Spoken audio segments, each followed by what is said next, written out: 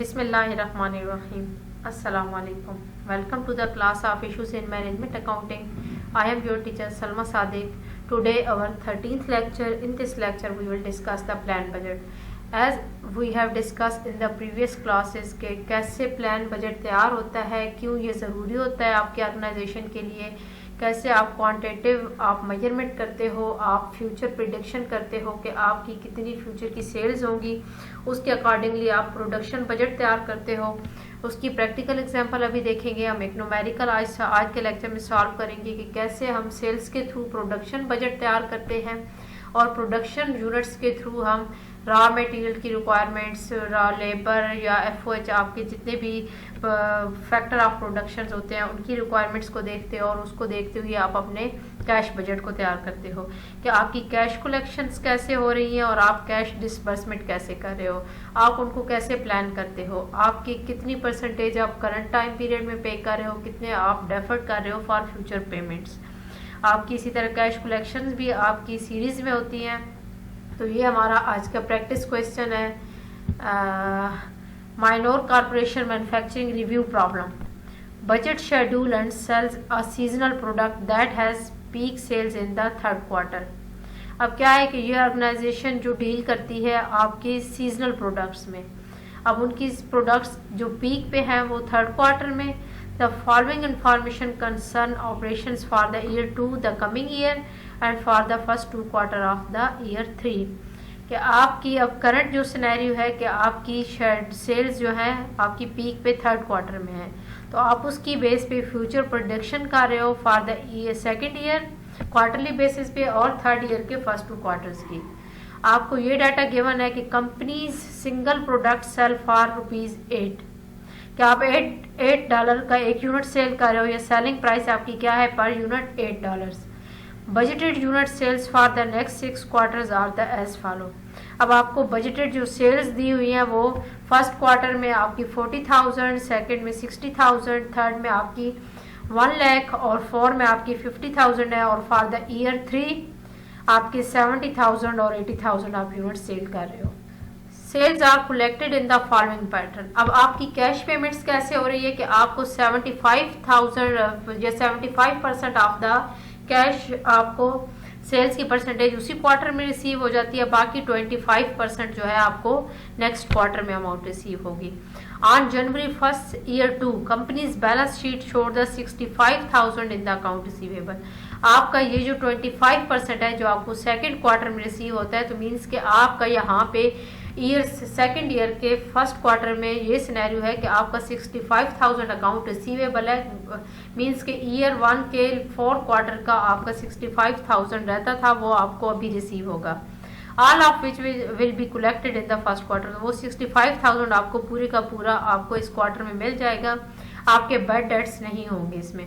आप यहाँ पे ये अज्यूम कर रहे हो कि आपकी जितनी भी सेल्स हो रही हैं आपको 75% फर्स्ट क्वार्टर में या उसी करंट क्वार्टर में मिल जाता है और बाकी आपका रिमेनिंग जो है आपको सेकंड क्वार्टर में मिल जाता है। यहाँ पे आपके बैड डेट्स नहीं है था। बाकी इंफॉर्मेशन क्या है कि company desire and ending finish good inventory at the end of each quarter equal to the 30%। अब आपकी कंपनी की रिक्वायरमेंट क्या है कि आपकी जो एंडिंग फिनिश गुड इन्वेंट्री हो वो फॉर द 30% हो नेक्स्ट क्वार्टर का। अब जैसे यहाँ पे ये कि आपकी एंडिंग इन्वेंट्री क्या होगी, यहाँ पे रिक्वायर्ड कि 60,000 जो ये है इसका 30% आपकी यहाँ पे एंडिंग इन्वेंट्री रिक्वायर्ड होगी कि आपकी कमिंग पीरियड की जितनी आपकी प्रिडिक्टेड सेल्स हैं या प्रोजेक्शन है आप उसका आपका 30% जो होगी आपकी एंडिंग इन्वेंट्री होगी। और आपकी 31 दिसंबर जो ईयर 1 है तो मीन्स के 1 जनवरी को आपकी जो होगी company had 12,000 units on hand, कि आपकी बिगनिंग इन्वेंट्री सेकेंड ईयर के 1 जनवरी में 12,000 यूनिट्स आपके बिगनिंग इन्वेंट्री में होंगे। 5 pounds of raw material are required to complete 1 unit of product. कि आपके 5 पाउंड्स ऑफ रॉ मटेरियल आपको कितना एक यूनिट प्रोड्यूस करने के लिए जरूरत है 5 pounds. The company required ending raw material inventory at the end of each quarter equal to the 10% of the following quarter production need। अब आपकी एंडिंग रॉ मटेरियल की कितनी रिक्वायरमेंट है कि आपकी जो कमिंग ईयर की या कमिंग क्वार्टर की प्रोडक्शन है उसका 10% आपका रॉ मटेरियल आपके पास अवेलेबल हो। On December 31 year 1 the company had 23,000 pound of raw material on hand. क्या आपकी कंपनी में 2300 बिगिनिंग इन्वेंट्री में रॉ मटेरियल पड़ा हुआ है। रॉ मटेरियल कॉस्ट $0.8 पर पाउंड। आपकी रॉ मटेरियल की कॉस्ट क्या है कि पर पाउंड आपकी $0.80 है।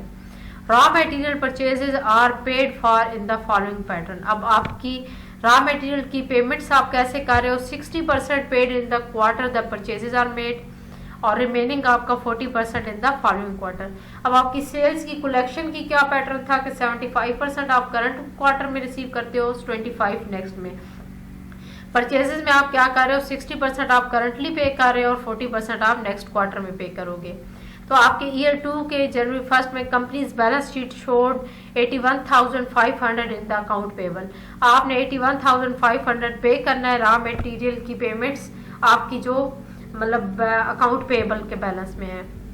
आपकी यहाँ पे रिक्वायरमेंट क्या है, prepare the following budget and schedule for the year showing in the both quarters and the total figures. कि क्वार्टरली भी आपने शो करना है और टोटल फिगर्स भी। A sale budget and a schedule of expected cash collection. आपने sale budget बनाना है कि आपका कमिंग जो सेकेंड ईयर का और थर्ड ईयर के फर्स्ट 2 क्वार्टर्स का, और कैश कलेक्शन आपने। नंबर 2 आपकी production budget. Number 3 direct material budget and a schedule of expected cash payment for purchase of raw material.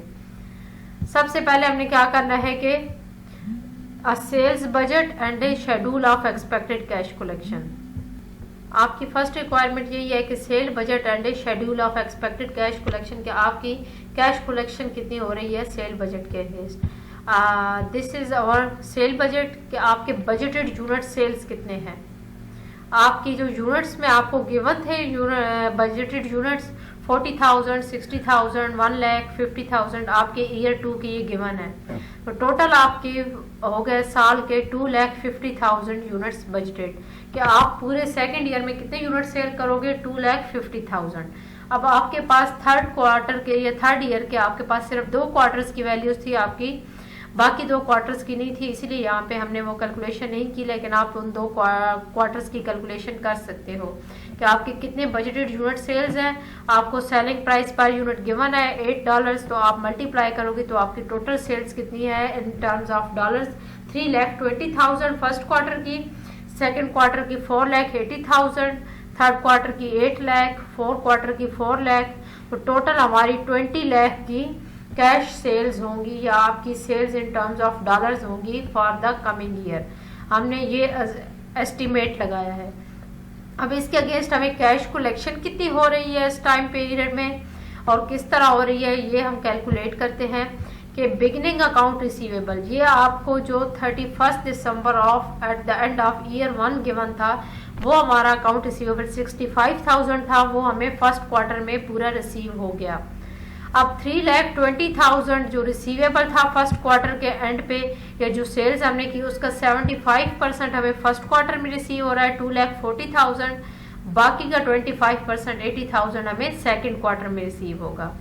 इसी तरह सेकंड क्वार्टर की जो टोटल सेल्स थी हमारी 4,80,000 थी, उसका 75% 3,60,000 हमें यहाँ पे रिसीव हो रहा है सेकंड क्वार्टर में, बाकी 1,20,000 हमारा डेफर्ड हो गया थर्ड क्वार्टर में। इसी तरह थर्ड क्वार्टर का 6 लाख हमें अभी रिसीव हो रहा है और 2 लाख हमें फोर्थ क्वार्टर में रिसीव होगा, और फोर्थ क्वार्टर का 4 लाख का 75% 3 लाख हमें अभी रिसीव हो रहा है, बाकी 1 लाख क्या होगा हमें थर्ड ईयर के फर्स्ट क्वार्टर में रिसीव होगा।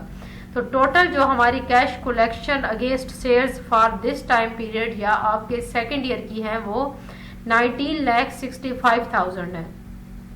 अब यहाँ पे हम देख सकते हैं कि टोटल हमारी इस साल में सेल्स कितनी हुई 20 लाख की, लेकिन कैश कलेक्शन हमें कितनी हो रही है 19,65,000। बाकी के हमारे 35,000 जो है वो डेफर्ड्स में चले गए हैं, वो हमें नेक्स्ट क्वार्टर में रिसीव होंगे। थर्ड अब सेकंड हमारी रिक्वायरमेंट थी कि प्रोडक्शन बजट बनाएं, कि प्रोडक्शन बजट के हमने अब सेल्स की प्रोजेक्शन कर ली, हमें सेल्स कितनी होंगी, सेल्स की इन टर्म्स ऑफ डॉलर्स भी और यूनिट्स भी। अब सेल्स के अगेंस्ट हमें कैश कलेक्शन कैसे हो रही है वो भी हमारी कैलकुलेशन होगी। तो अब हमने क्या करना है कि प्रोडक्शन बजट बनाना है कि हमने अब यूनिट्स कितने प्रोड्यूस करने हैं इस टाइम पीरियड में। आपके बजटेड यूनिट्स, आपके जितने सेल्स यूनिट्स थे बजटेड वो आप करोगे 40,000, 60,000, 1 लाख, 50,000, 2 लाख 50 आपके ईयर 2 के हो गए, और थर्ड ईयर के आपके कितने हो गए, फर्स्ट क्वार्टर के 70,000 और सेकंड क्वार्टर के 80,000। अब डिजायर एंडिंग इन्वेंट्री आपकी, हमने क्या अज्यूम किया था या हमें क्वेश्चन में क्या गिवन था कि 30% ऑफ कमिंग क्वार्टर का आपका जो होगा वो आपकी डिजायर एंडिंग इन्वेंट्री होगी। इसकी हम कैलकुलेशन ऐसे करेंगे कि फर्स्ट क्वार्टर की एंडिंग इन्वेंट्री कितनी होगी। सपोज अब सेकंड क्वार्टर की हमारी बजटेड यूनिट सेल 60,000 थे, तो उसका हम 30% लेंगे, तो 18,000 जो हमारा होगा वो हमारी डिजायर्ड एंडिंग इन्वेंट्री होगी। इसी तरह 1 लाख की 30%, तो 30,000 हमारा क्वार्टर 2 की एंडिंग इन्वेंट्री रिक्वायर्ड है। थर्ड क्वार्टर की एंडिंग इन्वेंट्री हमारा 50,000 का 30% 15,000। अब 4 का क्या होगा कि 4 का 21,000 आपका किसकी रिक्वायर है कि थर्ड ईयर के जो फर्स्ट क्वार्टर की बजटेड सेल्स थी। 70,000 का 30% लिया तो 21,000 हमारा ये रिक्वायर्ड है, और 24,000 80,000 का 30% हमारे ये एंडिंग इन्वेंट्री रिक्वायर्ड है। तो टोटल अब हमने यूनिट्स बनाने कितने हैं कि जितने यूनिट सेल्स करने हैं प्लस जितना हमें एंडिंग स्टॉक चाहिए। तो टोटल नीड आपकी कितनी हो गई, 58,000, 90,000, 1,15,000, 71,000 यूनिट्स। तो टोटल हमने इस साल में जो सेकेंड ईयर में बनाने हैं 2,71,000 यूनिट्स बनाने हैं, और 94,000 आपने थर्ड ईयर के फर्स्ट क्वार्टर में बनाने हैं। अब लेस बिगिनिंग इन्वेंट्री आपकी कितनी होगी। अब यहाँ पे हमने क्यों एंडिंग इन्वेंट्री हमारे पास नहीं गिवन, क्योंकि हमें थर्ड क्वार्टर्स की बजटेड सेल्स नहीं गिवन थी, तो इसकी कैलकुलेशन सिर्फ यहाँ तक ही हमें करनी है। आगे हमें नेक्स्ट थर्ड क्वार्टर का डाटा नहीं गिवन, तो हम फर्दर कैलकुलेशंस नहीं कर सकते। अब हमारे पास बिगिनिंग फिनिश गुड इन्वेंट्री कितनी पड़ी थी, फर्स्ट ईयर के सेकेंड ईयर के स्टार्ट में 12,000 यूनिट्स हमारे पास बिगिनिंग इन्वेंट्री में पड़े थे, वो माइनस कर दिए, तो हमने अब रिक्वायर्ड प्रोडक्शन कितनी है 46,000। तो अब फर्स्ट ईयर की ending inventory second year quarter की आपकी ओपनिंग इन्वेंट्री होगी। तो यहाँ पे हमने 90,000 में से 18,000 माइनस किए, तो हमारे पास 72,000 यूनिट्स आ गए required production in second quarter. Third quarter का क्या है कि आपके 1,15,000 आपको टोटल नीड्स थी, तो 30,000 जो सेकंड क्वार्टर की एंडिंग इन्वेंट्री थी इसकी बिगिनिंग इन्वेंट्री होगी, तो आपको 85,000 यूनिट्स बनाने हैं। इसी तरह आप फोर्थ क्वार्टर की भी कैलकुलेशन करेंगे। तो अब यहाँ पे आपकी जो एंडिंग इन्वेंट्री है वो फोर्थ क्वार्टर की एंडिंग इन्वेंट्री आपकी एंडिंग इन्वेंट्री होगी फॉर द होल ईयर, और यहाँ पे बिगिनिंग इन्वेंट्री ये नहीं होगा कि जो आपकी फोर्थ क्वार्टर के स्टार्ट में थी, बल्कि जो आपके ईयर के स्टार्ट में बिगिनिंग इन्वेंट्री थी वो आपकी यहाँ पे बिगिनिंग इन्वेंट्री माइनस होगी। तो टोटल आपके 2,59,000 यूनिट्स आपने प्रोड्यूस करने हैं इस साल में, और नेक्स्ट आप थर्ड ईयर के स्टार्ट में वही 21,000 आपकी बिगिनिंग इन्वेंट्री माइनस हो गई जो आपकी फोर्थ क्वार्टर की एंडिंग इन्वेंट्री थी, तो 73,000 आपने थर्ड ईयर के स्टार्ट में बनाने हैं। ये आपको एंडिंग इन्वेंट्री की कैलकुलेशन के लिए फार्मूला गिवन है। अब इसके अगेंस्ट ये है कि हमें रॉ मटेरियल कितना रिक्वायर्ड है। जो हमने प्रोडक्शन यूनिट्स का एस्टिमेट कर लिया कि हमने इतने इतने यूनिट्स प्रोड्यूस करने हैं, तो अब रॉ मटेरियल हमने कितना रिक्वायर्ड है इसके अगेंस्ट उसकी कैलकुलेशन करेंगे कि required production in unit of finish goods. ये वाले जो सारे यूनिट्स थे 46,000, 72,000, 85,000 एंड सो ऑन 73,000 तक, ये आपके रिक्वायर्ड यूनिट्स ऑफ प्रोडक्शन फिर हमें फिनिश गुड्स में कितने क्वांटिटी रिक्वायर्ड है। तो आपको यूनिट रॉ मटेरियल गिवन था कि रॉ मटेरियल आपका पर यूनिट जो वैल्यू है वो 5, कि आपका 5 से मल्टीप्लाई करेंगे तो unit of raw material need to meet the production. आपको पर यूनिट इतना रॉ मटेरियल रिक्वायर्ड था, उसको मल्टीप्लाई किया तो हमें टोटल जो आपको रॉ मटेरियल रिक्वायर्ड है वो आ गया 2,30,000, 3,60,000, 425,000, 280 और थर्ड ईयर के पहले क्वार्टर के लिए 365। अब हम यहाँ पे ये एस्टिमेट कर रहे हैं कि हमने रॉ मटेरियल परचेज कितना करना है। यहाँ पे हम पहले रॉ मटेरियल की परचेज की रिक्वायरमेंट निकालेंगे कि हमने कितना परचेज करना है रॉ मटेरियल, फिर उसके अकॉर्डिंगली अब क्या था कि हमने देखा था मटेरियल की कैलकुलेशन या एस्टिमेशन में कि कुछ हमें एंडिंग इन्वेंट्री भी रिक्वायर्ड होती है कि रॉ मटेरियल हमारे पास कुछ पड़ा भी हो ताकि कोई अर्जेंट आपके पास डिमांड आ जाती है तो आप उसको फुलफिल कर सको। तो यहाँ पे desired units of ending raw material आपके पास 10% ऑफ द फॉलोइंग क्वार्टर। तो यहाँ पे 3,60,000 का 10% 36,000 आपको एंडिंग रॉ मटेरियल इतना रिक्वायर्ड है। यहाँ पे 4,25,000 का 10% 42,500। इसी तरह 280 का 10% 28,000 और यहाँ 3,65,000 का 10% 36,500 आपको रॉ मटेरियल एंडिंग इन्वेंट्री में रिक्वायर्ड है। तो total units of raw material needed आपके पास आ गए 2,66,000, 4,02,500 और यहाँ पे आपके पास थर्ड ईयर के फर्स्ट क्वार्टर का डाटा नहीं है अवेलेबल, क्योंकि आपके पास सेकंड क्वार्टर का डाटा अवेलेबल नहीं था। अब आपने क्या करना है कि ये तो हमारा टोटल मटेरियल नीडेड है कि हमें कितना मटेरियल चाहिए। अब उसमें से माइनस करेंगे जो बिगनिंग इन्वेंट्री होगी। आपके पास स्टार्ट में 23,000 यूनिट्स पड़े थे, वो माइनस किए तो 2,43,000 हमें यूनिट्स ऑफ मटेरियल परचेज करने हैं अपनी प्रोडक्शन नीड्स को पूरा करने के लिए फर्स्ट क्वार्टर में। सेकेंड क्वार्टर में इसी तरह हमें 3,66,500 यूनिट्स रिक्वायर्ड है। थर्ड में 4,10,500 और फोर्थ में 2,88,500। तो साल की आपकी कितनी रिक्वायरमेंट है? 13,08,500 आपकी रॉ मटेरियल की रिक्वायरमेंट है। आपको unit cost of raw material given था $0.80, उसको मल्टीप्लाई किया तो हमारे पास cost of raw material to be purchased आ गई। पहले हमने क्या किया कि हमें यूनिट्स में कैलकुलेट किया कि हमें रॉ मटेरियल कितना चाहिए इन टर्म्स ऑफ यूनिट्स। उसके बाद हमने कास्ट की कैलकुलेशन करनी है कि हमने अपना कैश बजट बनाना है कि कैश हमने डिसबर्समेंट कैसे करनी है। तो आपको $1,94,400 आपने पे करने हैं फर्स्ट ईयर में या फर्स्ट क्वार्टर में। सेकंड क्वार्टर की पेमेंट्स हैं या आपकी जो प्रोडक्शन की कास्ट है वो 2,92,200 है। थर्ड क्वार्टर की 3,28,400 है और पूरे साल की हमारे पास कितनी बन रही है? 10,46,800। अब ये हमारी कैश बन रही है या वैल्यू बन रही है रॉ मटेरियल जो हमने परचेज करना है। लेकिन क्या है कि हमने पेमेंट्स कैसे करनी है? 60% हम इस क्वार्टर में पे करेंगे। सपोज अब फर्स्ट का है कि 1,94,400 आपकी रॉ मटेरियल की वैल्यू बन रही है, लेकिन इसका आप 60% फर्स्ट क्वार्टर में पे करोगे, 40% हम सेकंड क्वार्टर में पे करेंगे। सेम इसी तरह हम सेकंड क्वार्टर की भी 60% पेमेंट्स अभी करेंगे और 40% थर्ड क्वार्टर में। तो ये हमारी कैश पेमेंट्स हैं कि हमारे पास बिगनिंग अकाउंट पेएबल था 81,500, वो हमने फर्स्ट क्वार्टर में पे किया। तो 1,94,400 का 60% हम अभी पे कर रहे हैं और बाकी हम सेकंड क्वार्टर में पे करेंगे। इसी तरह सेकंड क्वार्टर की जो हमारी परचेज की प्राइस बनी थी 2,93,200, उसका 60% आप पे कर रहे हैं और 40% नेक्स्ट क्वार्टर में पे कर रहे हैं।